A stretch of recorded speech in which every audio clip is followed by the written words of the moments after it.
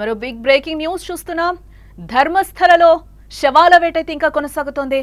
దట్టమైన అడవిలో రెండో రోజు తవ్వకాలైతే కొనసాగిస్తున్నారు పోలీసులు. ఒకసారి 3 ప్రాంతాల్లో తవ్వకాలు జరుపుతున్నారు. కూలీల సంఖ్యను అధికారులు ఇప్పటికే పెంచినట్లుగా తెలుస్తోంది. మొదటి రోజు ఇప్పటి వరకు కూడా ఎలాంటి అవశేషాలు కూడా దొరకలేనట్లుగా మనకైతే తెలుస్తోంది. ప్రస్తుతం కర్ణాటకలోని ధర్మస్థల మిస్టరీ హత్యలు దేశవ్యాప్తంగా హాట్ టాపిక్ గా నడుస్తున్నాయి. రెండో రోజు నేత్రావతి నది ఒడ్డున అస్థిపంజరాల కోసం భారీ తవ్వకాలైతే ఆపరేషన్ కొనసాగుతోంది. ఈ రోజు ఉదయం నుంచి కూడా సిట్టు బృందం దట్టమైన అడవిలో కీలక ఆధారాల కోసం తీవ్రంగా శ్రమిస్తోంది. నిన్న సాధారణ ప్రాంతాల్లో తవ్వకాలు జరుపుతూ ఉండడంతో 12 మంది కూలీలు మాత్రమే తీసుకెళ్లారు. బట్ ఈ రోజు ఒకేసారి 3 ప్రాంతాల్లో కూడా తవ్వకాలు చేపట్టినట్లుగా అయితే మనకి తెలుస్తోంది. పనులనైతే వేగవంతం చేయడానికి అధికారులు కూలీల సంఖ్యను కూడా పెంచారు. ఆ విజువల్స్ అన్ని కూడా మనం సుమన్ టీవీ స్క్రీన్ మీద ఎక్స్క్లూజివ్ గా మీకు చూపించే ప్రయత్నం అయితే చేస్తోంది.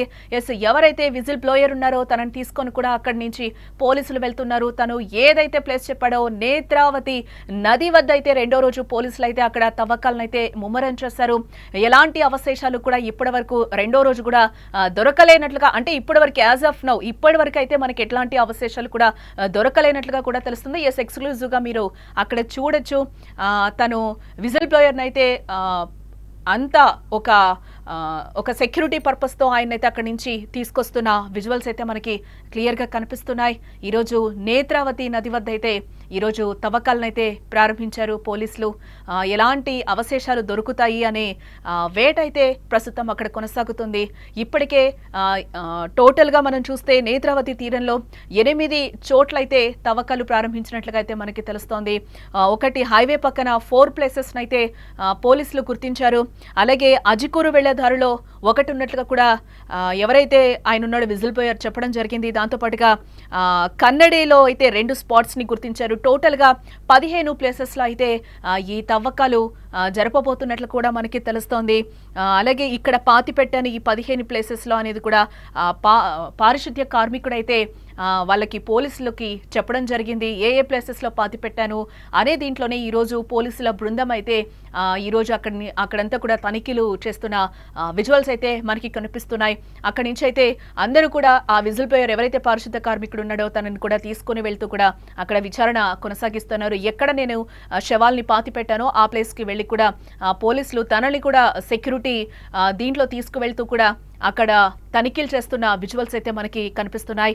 కాగా నిన్న కార్మికులు మామూలుగా నేలంతవ్వడానికి ప్రయత్నించారు. కానీ వర్షం కారణంగా అక్కడ నీరు నిలిచిపోయింది. నిన్న ముందుగా గుర్తించిన మొదటి స్థలంలో దాదాపు 15 అడుగుల వెడల్పు 8 అడుగుల లోతు వరకు కూడా తవ్వడం జరిగింది. కానీ అక్కడ ఇలాంటి అస్థిపంజర అవశేషాలు కానీ లేదా ఇతర భౌతిక ఆధారాలు కూడా కనిపించలేదని చెప్తున్నారు. అయితే సిట్టు బృందం మాత్రం ఆపరేషన్ ను ఇప్పటివరకైతే ఆపడం లేదు. తన ఆపరేషన్ అయితే కొనసాగిస్తూ ఉంది. నిజాలు బయటపడే వరకు కూడా తవ్వకాలు కొనసాగిస్తామని కూడా సిట్ అధికారులు చెప్తున్నారు. ఈ తవ్వకాల కోసం మొత్తం 12 మంది స్థానిక కార్మికులను కూడా ఇప్పటికే నియమించారు. ఇటు మొదటి రోజు తవ్వకాల్లో ఎలాంటి అవశేషాలు లభించకపోయినా కూడా సిట్టు బృందం మాత్రం పట్టు వదలటం లేదు. నిజాలు బయటపడే వరకు కూడా ఈ తవ్వకాలు జరుగుతూనే ఉంటాయని కూడా అధికారులు ఇప్పటికే స్పష్టం చేస్తున్నారు. బట్ అక్కడ కూడా ధర్మస్థలలో ఏం జరుగుతుంది అనే విషయంపై కూడా అక్కడ ప్రజల ఆసక్తిగా ఎదురు చూస్తున్నారు. అక్కడ తవ్వకాలు జరపడం కూడా కొంచెం కష్టంగా అధికారులకి మారినట్లుగా తెలుస్తోంది. ఏ చిన్న క్లూ దొరికినా కూడా అక్కడికి ప్రజలు వాలిపోతున్న సిచ్యువేషన్ కూడా అక్కడ మనకి కనిపిస్తుంది. ఏదైనా ఆధారాలు దొరుకుతాయేమో, ఇంత కాంట్రవర్షియల్ గా ఈ ధర్మస్థల ఇష్యూ మారిన నేపథ్యంలో అక్కడ వాళ్ళు కూడా ప్రజలు కూడా చాలా ఆసక్తిగా ఎదురు చూస్తున్నారు. ఏదైనా దొరుకుతుందేమని. ఇదే నేపథ్యంలో అక్కడ పోలీసులు కూడా అక్కడ తవ్వకాలు కానీ అక్కడ ఏదైనా చేయాలి అన్న కూడా ఆపరేషన్స్ కొంచెం కష్టతరంగా మారింది. అక్కడ ప్రజల్ని కూడా కంట్రోల్ చేయాలంటే చాలా ఇబ్బందికరంగా ఉంది అని కూడా పోలీసులు చెప్తున్న సిచ్యువేషన్స్ అయితే మనకు కనిపిస్తున్నాయి. ఈ రోజు ఉదయం 11 గంటల ప్రాంతంలో కూడా సిట్టు బృందం సాక్షి ఫిర్యాదుదారులతో కలిసి నేత్రావతి స్నాన ఘట్టాలకైతే చేరుకుంది. అంతకుముందు ఉదయం 10 గంటలకు బెల్తంగడిలోని సిట్ కార్యాలయానికి వచ్చి అవసరమైన ప్రక్రియలను అయితే పూర్తి చేసుకున్నారు.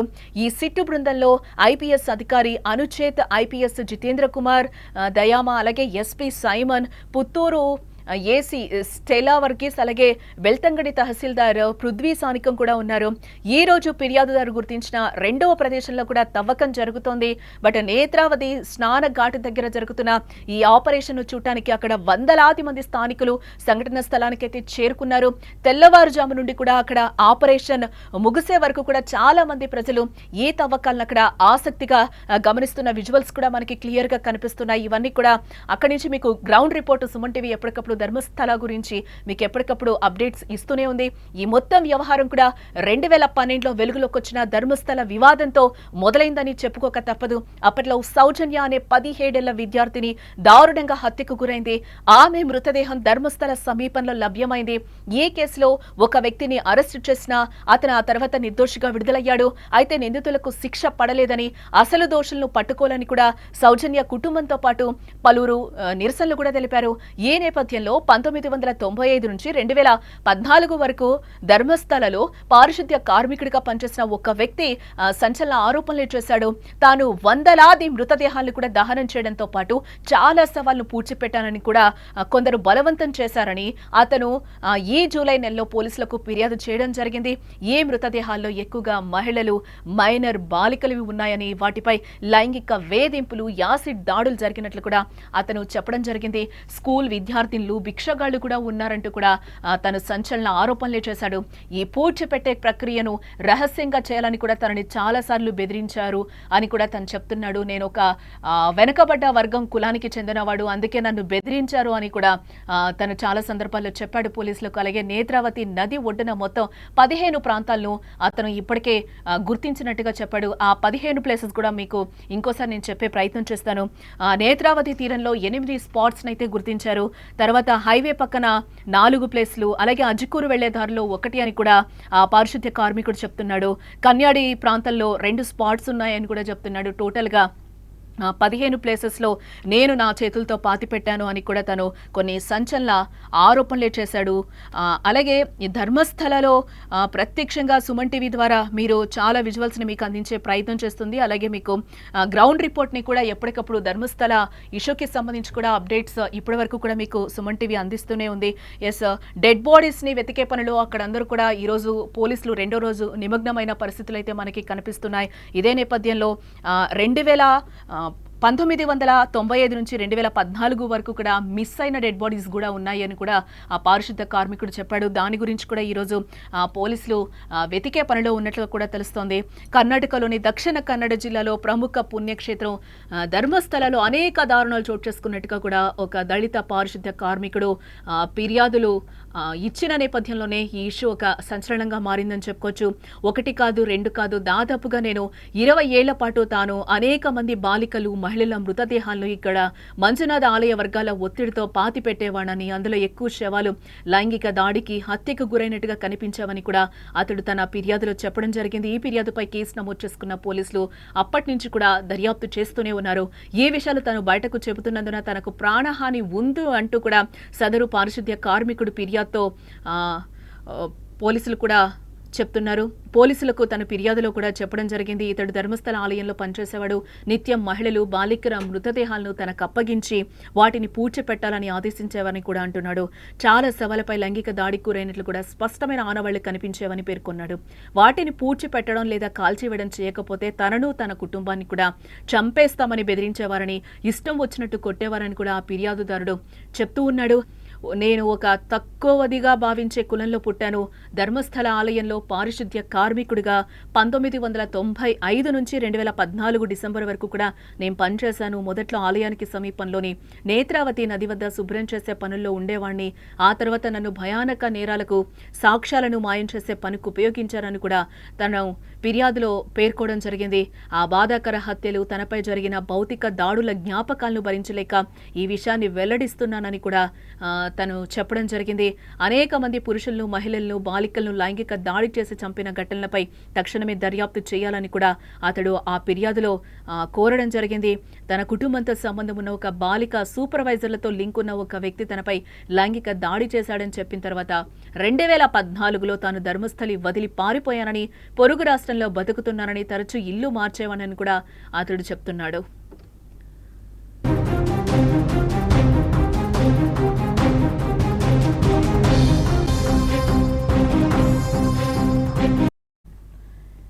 ఇదంతా పక్కన పెడితే ప్రస్తుతం కర్ణాటకలోని ధర్మస్థల మిస్టరీ హత్యలు దేశవ్యాప్తంగా ఇప్పుడు హాట్ టాపిక్ గా నడుస్తుందని చెప్పుకోవాలి. రెండో రోజు నేత్రావతి నది ఒడ్డున అస్థిపంజరాల కోసం భారీ తవ్వకాలు ఆపరేషన్ అయితే కొనసాగుతుందని చెప్పుకోవాలి. ఈ రోజు ఉదయం నుంచి కూడా సిట్టు బృందం దట్టమైన అడవిలో కీలక ఆధారాల కోసం తీవ్రంగా శ్రమిస్తోంది.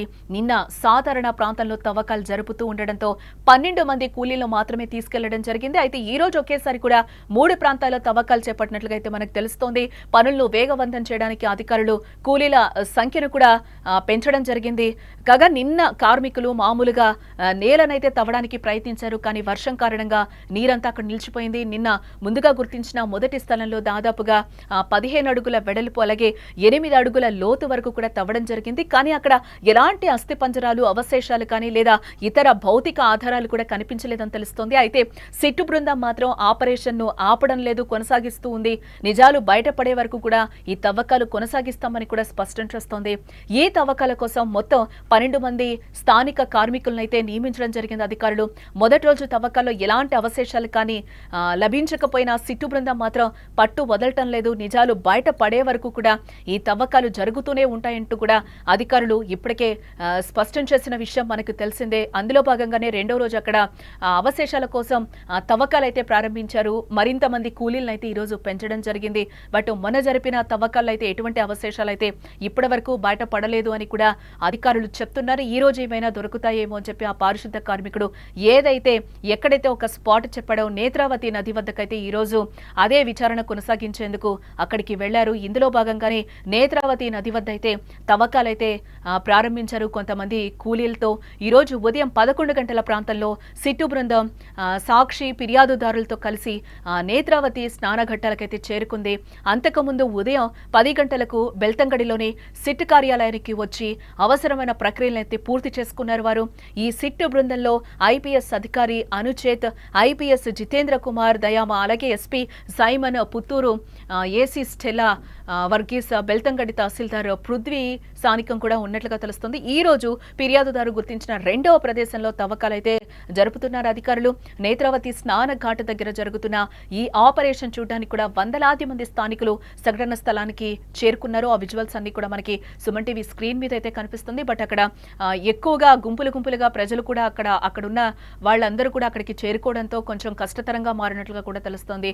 అక్కడ తవ్వకాలు జరపడానికి కూడా అక్కడ ప్రజలు కూడా ఏం జరుగుతుంది, ధర్మస్థలలో ఎటువంటి అవశేషాలు కానీ భౌతికాయాలు కానీ బయటపడతారా, అస్థిపంజరాలు కానీ ఇట్లాంటివి ఏవైనా బయటపడతాయా అనే దీంతో అక్కడ కూడా వాళ్ళు వెయిట్ చేస్తున్న పరిస్థితులు అయితే మనకి కనిపిస్తున్నాయి. ఎక్కడైనా కూడా వాళ్ళ తవ్వకాలు మొదలు పెడుతుంటే అక్కడ కూడా చాలా ఈగర్గా వాళ్ళు అక్కడ వెయిట్ చేస్తున్నారు. ఏమైనా దొరుకుతాయా, దీనికి సంబంధించి సాక్ష్యాలు ఆ పారిశుద్ధ్య కార్మికుడు చెప్పేవన్నీ నిజమైనా ఏంటి అనే దిశలో కూడా వాళ్ళందరూ అక్కడ వెయిట్ చేస్తున్నారు. ఏమైనా దొరుకుతాయి అని చెప్పి ఈ నేపథ్యంలోనే అక్కడ అధికారులు కూడా తవ్వకాలు చేయడం కూడా చాలా కష్టతరంగా మారింది. అక్కడ ప్రజల్ని కంట్రోల్ చేయడం కూడా అక్కడ అధికారుల వల్ల కావడం లేదని కూడా తెలుస్తోంది. తెల్లవారుజాము నుండి కూడా ఆపరేషన్ ముగిసే వరకు చాలా మంది ప్రజలు ఈ తవ్వకాలను ఆసక్తిగా అక్కడ గమనిస్తున్నారు. అలాగే ఈ మొత్తం వ్యవహారం 2012లో వెలుగులోకి వచ్చిన ధర్మస్థల వివాదంతోనే మొదలైందని చెప్పుకోవచ్చు. అప్పట్లో సౌజన్య అనే 17 ఏళ్ల విద్యార్థిని దారుణంగా హత్యకు గురైన విషయం మనకు తెలిసిందే. ఆమె మృతదేహం ధర్మస్థల సమీపంలో లభ్యమైంది. ఈ కేసులో ఒక వ్యక్తిని అరెస్టు చేసిన అతను తర్వాత నిర్దోషిగా విడుదలైపోయాడు. అయితే నిందితులకు శిక్ష పడలేదని, అసలు దోషులను పట్టుకోవాలని కూడా సౌజన్య కుటుంబంతో పాటు పలువురు నిరసనలు కూడా తెలిపారు అప్పట్లో. ఈ నేపథ్యంలో 1995 నుంచి 2014 వరకు కూడా ధర్మస్థలిలో పారిశుద్ధ్య కార్మికుడిగా పనిచేసిన ఒక వ్యక్తి సంచలన ఆరోపణలు చేయడం ఇప్పుడు గమనార్హం. తాను వందలాది మృతదేహాలను దహనం చేయడంతో పాటు చాలా శవాలను పూడ్చిపెట్టాలని కొందరు నన్ను బలవంతం చేశారని అతను ఈ జూలై నెలలో పోలీసులకైతే ఫిర్యాదు చేశాడు. ఈ మృతదేహాల్లో ఎక్కువగా మహిళలు, మైనర్ బాలికలవి ఉన్నాయి. వాటిపై లైంగిక వేధింపులు అలాగే యాసిడ్ దాడులు జరిగినట్లు కూడా అతను చెప్పడం జరిగింది. స్కూల్ విద్యార్థినులు, భిక్షగాళ్లు కూడా ఇందులో ఉన్నారు అని కూడా అతను చెప్తున్నాడు. ఈ పూడ్చిపెట్టే ప్రక్రియను రహస్యంగా చేయాలని కూడా తనను బెదిరించినట్లుగా వెల్లడించాడు. నేత్రావతి నది ఒడ్డున మొత్తం 15 ప్రాంతాలనైతే అతను గుర్తించడం జరిగింది.